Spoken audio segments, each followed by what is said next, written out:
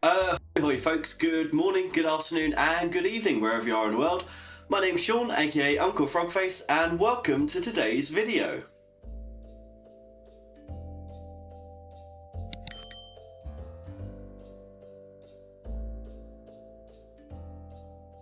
If you're new here, then welcome. If you're not new, then welcome back. Today we are finally doing March 2022's ScrawlrChallenge, which, if you remember, was the prompt Bionic being, which I kind of had a little think about, and I was wondering whether my hearing aids make me a bionic being. I guess they do. But today, we're not going to be drawing me, we're going to be drawing another character, which also is not my character, but one that I absolutely love. I feel like I'm getting ahead of myself. Let's turn the camera around, we'll go through a quick refresh of what supplies we have, and then I'll tell you the idea that I have for today's piece, and then we'll get stuck straight in. Let's turn the camera around. Okay, so first off, let's just remind ourselves what we have in this month's Scrawler box. So this is the piece from the artist Imri, and this is obviously our inspiration for the prompt Bionic being. We're not going to be doing something quite as lovely as this today. Also have our scroll zine, of course. These are swatches that we did last time. Okay, so these are the graphics alcohol pens from Marabou in different grade zones. We'll keep this because it's my reference on what the colours actually look like. We have our Kohinoor 3B pencil, which is like a standard version of my favourite mechanical pencil, my favourite clutch pencil. My first ever Copic multi-liner, which I'm looking forward to using on this piece. And also the Rembrandt Polycolour Lyra in dark violet or purple, which again, really looking forward to using this. Still haven't eaten the sweet yet. That's terrible, isn't it? I'll promise I'll have it after this video and report back to you on how it was. Let's pop that just to the side. And then of course we've got our card. So I have stacks of A4 white card that I use for alcohol markers and different things, and we're just going to take out one sheet today. So the piece that I'm thinking about doing today, as I said, it's not as kind of nice as the one that came with the prompt, but it definitely speaks to my aesthetic and something that I'm kind of quite passionate about, which is storytelling. So I am going to start doing it. We're going to use a bit of everything today. We're going to do our initial sketch with this, and I think I'm going to keep most of the sketch in as well, and then refine that with the multi-liner, and then colour in with the greys, and then do some final details with the purple. So that is the plan anyway. Now I just have to hope that I can get it to fruition, and I'll tell you a little about what it actually is whilst we head into the time lapse, and we're going to do that right now. Hi guys, voiceover Sean here again. I love this bit. This is where I just get to talk usually absolute nonsense while whilst I'm watching the footage back. So I'm just going in with a very rough sketch to start, and I've really got into this kind of habit, and it's an aesthetic that I really like, of having a sketch and then inking over the top of it, but still keeping some of that sketch underneath. And this is what I do when I'm just doing random doodles and study sketches. And I really like the way it looks. It kind of shows some of the process behind the pieces, which is really, really fun. You might be wondering, what exactly are we creating here? So I did say this is not my character. This is a character known as the Mayor, and he is the mayor of a place called Autodale. If you have never seen the Autodale series on YouTube, I highly recommend going and checking it out. So it's a series of animations setting a completely fictional universe created by David Armsby, and it is so my cup of tea. It's such a mix of dystopia and horror, but not really, but yes it is, and that whole who are the monsters, who are the good guys, who are the bad guys, there's nothing really clearly defined. It's all moral judgment going all the way through, which as a writer myself, that's something that I I always kind of gravitate towards. Maybe it's being a fan of Clive Barker has influenced my writing and my storytelling. And actually, I get a lot of that vibe from David's work as well. There is a certain element of Clive Barker. There's some H.R. Geiger in there as well, or Giger, however you want to say it, as that kind of alien aesthetic. David is not just an animator and an illustrator, he's a sculptor as well. I feel like we have a lot in common and kind of crossovers in things that we enjoy doing. But this particular character, if you haven't seen the series, I really don't want to spoil it, but all I'm going to say is he is part what once was human and part machine and part a couple of other things as well. And he's such a kind of, there's a creepiness about him, but there's a warmth as well. And I really enjoyed his story. And I really hope David goes ahead and creates more stories just with this character, because I would absolutely love them. So he has this large cord coming out the back of his head and tethering him.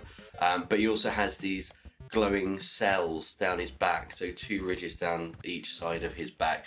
And you'll see I sketched one in initially, and then I'd done the base and it didn't quite match up with the angle, so I've just gone over in pen. That's absolutely fine. So I will be rubbing some bits out, parts like that, but other bits I will keep in place. The Copic multiliner, my first ever Copic fine liner, I really like. You know me, I like things cheap and cheerful. I like to get value for what I'm using, and I like to make sure you all know that you can create art with the cheapest supplies possible. But this was really nice. Would I go and buy myself a full set of Copic fine liners? Maybe not.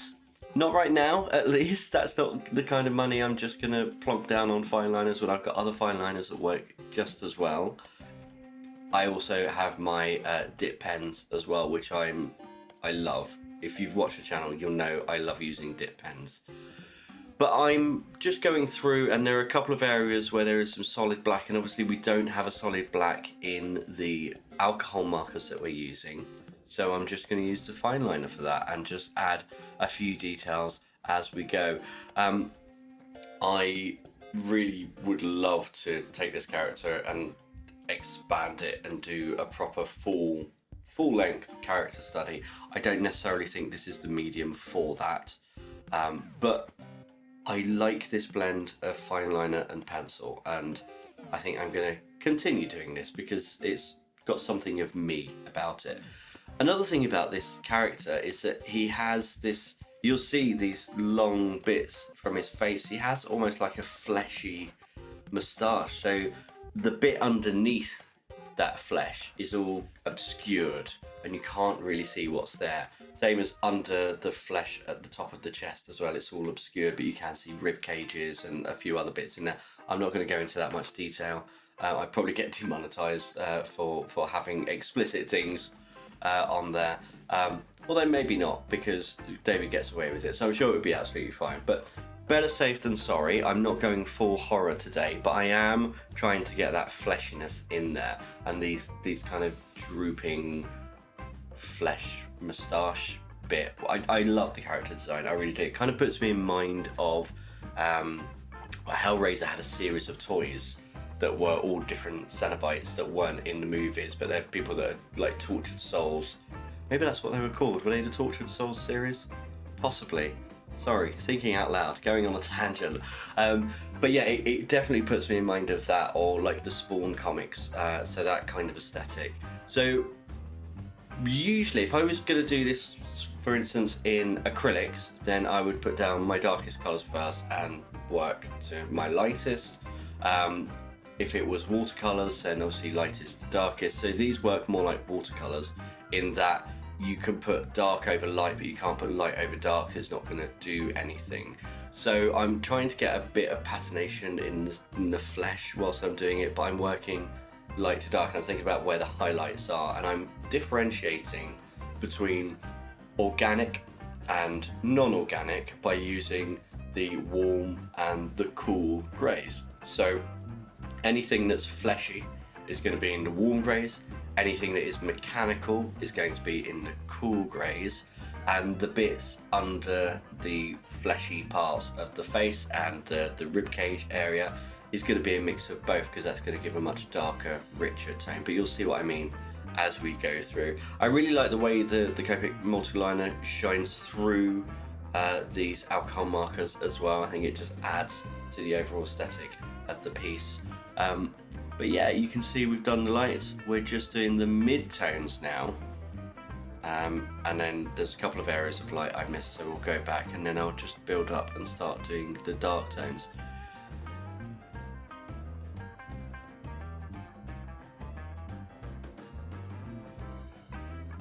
So you'll see I'm going over the areas where the two colours meet with the lighter colour and just doing a little bit of blending. I'm not too worried about blending this at all. I want to keep a little something of the Autodale vibe about it, and it's very cell shaded. It's really nice animation actually. It kind of makes me want to get back into 3D modelling on the computer, possibly rigging some characters and doing some animation. I did start studying some animation, but I've just been sidetracked with work and everything else. But it's something I'd love to get back to at some point, because it's just another form of storytelling, isn't it? But then I also have a book to write, so I should probably finish that first as well. Oh, why do I do this to myself? Too much going on, but I love it. I'm like a shark. I constantly have to be moving. I don't like not having things to do. So yeah, just going around the edges and colouring in this dark section here. Once this dark fleshy section is in, it really makes the character pop off the page and gives him a bit of solidity and firmness.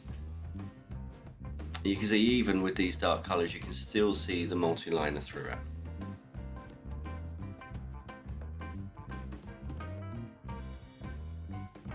So as I say, this is my interpretation of this character. So there are definitely some elements from the concept sketches, but and kind of the character in the story, but there's kind of my style in there as well. So again, with the mechanical parts, I'm doing exactly the same as with the fleshy parts. I'm going in light to dark, laying in all the lightest parts first, then mid-tone, then dark. I'm going to try and get some shine in here as well, because metal, you know, why not? And really trying to use the chisel part of this pen as well, and not just the fine tip, because that just takes up so much time. It's definitely much quicker to go in with the broad chisel nib. And then we've got the absolute, well, a little bit of light first, and then we're going to go in with the absolute darkest parts for this. Again, just picking out certain parts that we want. I'm really conscious going down the pipe that I kind of want to give the three-dimensionality to it, so making sure that the lines are curved as well, so it follows the contours of the piece.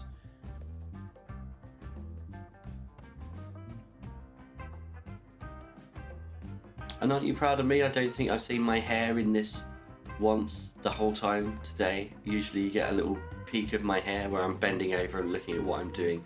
He does have a little glowing part in his eye, in his kind of binocular vision as well. So I'm putting in that circle so that I can colour that with the Lyra, which is what I'm doing now, just adding that bit of colour. So the cells are the parts I wanted to be lighting this scene. If I had a thick black marker in this set, I would have gone around and done the whole background in black. But that wasn't in the set. And you know me, I only use what comes in the sets for these pieces, so I'm not going to go ahead and break my own rules.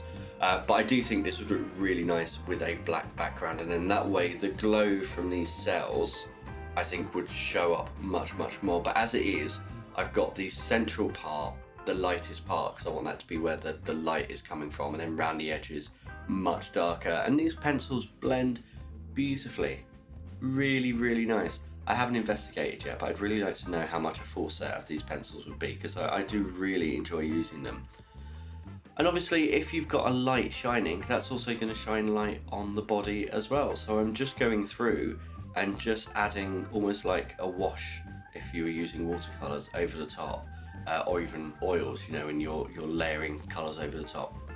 I'm just coming in and just adding a little bit to tie everything together and make sure that purple is working through the whole piece and that the light is shining all the way through. And again, if this had been on the black background, I think it would look even more spectacular and even more glowing. But I'm really pleased with how this turned out.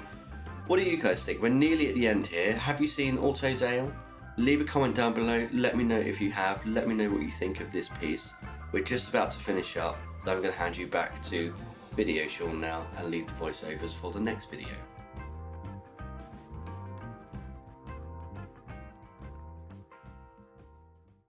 And we are done, and that was fun. So here he is finished. I really liked how gritty this was and kind of dirty and horrific. Really my aesthetic, really loved it. I'd love to try this with like different supplies and do a full piece and kind of render this character realistically, but I hope David doesn't mind me borrowing his character for this Scrawler challenge. But I really liked it. I loved these alcohol markers. I've said before, I love doing grayscale work, and these are great. You've got a warm set and a cool set. The pencil will be a stat. Actually, I'm going to put that in my pencil case right now. There we go. Love the Copic fine liner. Really good. And the Lyra pencil was a really nice colour and really nice kind of build up of pigment as well, going from really light to actually quite pigmented and opaque. I'm really a fan. All in all, I think actually a really good solid box, so well done Scrawler box. As always, I hope you've enjoyed today's video, and until next time, goodbye.